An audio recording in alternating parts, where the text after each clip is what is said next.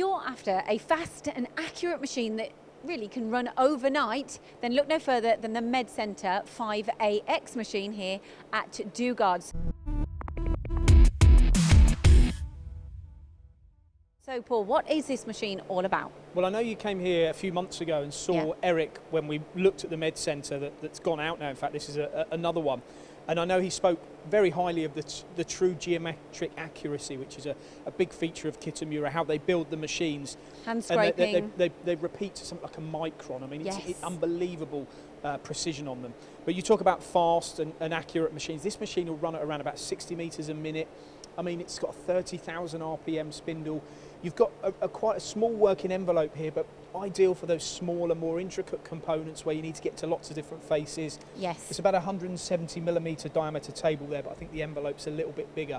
But the machine, when you see them move, it's just unbelievable how quick they are. It's the accuracy. That's what Kitamura will say. It is all about holding tolerance and accuracy. All hand scraped. All of these are made in Japan. Everything's hand scraped, put together, you know, manually almost. And it just really speaks volumes when you also talk to their customers about how they hold those tolerances, not just when it first goes in, but weeks, months and years later. And it's a very small footprint. I mean, I think it is actually just under 2 meters or around that in the depth of the machine. Yes, you're right. It's about I think it's about 1.6 by 1.6 or something. It's around that, but it's tiny. I mean, it really, really is small. But there's something that is added that wasn't there a few months back, which is the automation That's side. right, and this is the feature really here, because we see it so commonly in the field now, and it's brilliant to see that automation is really taking hold in this country now. So many companies are using robots and cobots to keep those machines fed. It's all very well having a machine that's really fast and dynamic, but if you've got to every 20 minutes go up to it to change a part, then you know, you're having to bring someone else into the equation, rely on, you know, human beings. Not that we can't be relied upon, but, you know, often there's nothing more reliable than an automated mechanical solution. But they've had that with the Medcenter, and they've specialised in automation there, so they know what they're doing in this area. And here, the setup's very different, isn't it? Yeah, so this is something that can be retrofitted to the machine. Okay, that's good to know. The communication between the control and the machine is seamless. You can obviously then you've got, you know, your 10 stations where you can load lots of different components. It doesn't have to be all the same part. You can have different work holding.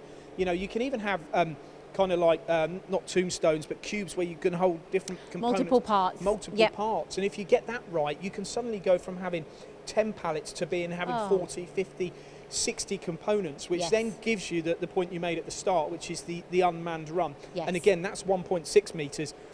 I don't think this is much different. It's a very, very small space, isn't it? Yeah. But it's all about moving quickly as well. These are not slow machines.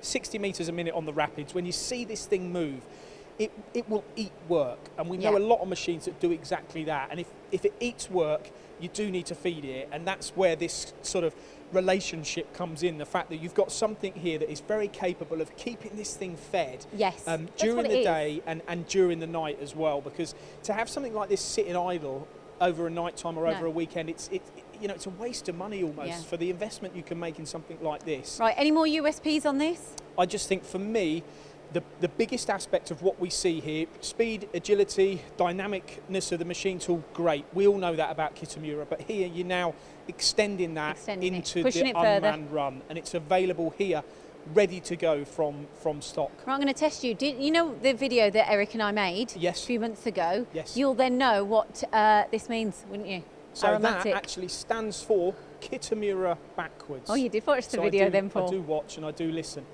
But joking aside, it's a really powerful control with magnificent processing speeds, which enable, you know, the control to be able to power the machine to move in the fashion that it does. And if you're not interested in the automation, then of course the Medcenter is available, as a machine on its own.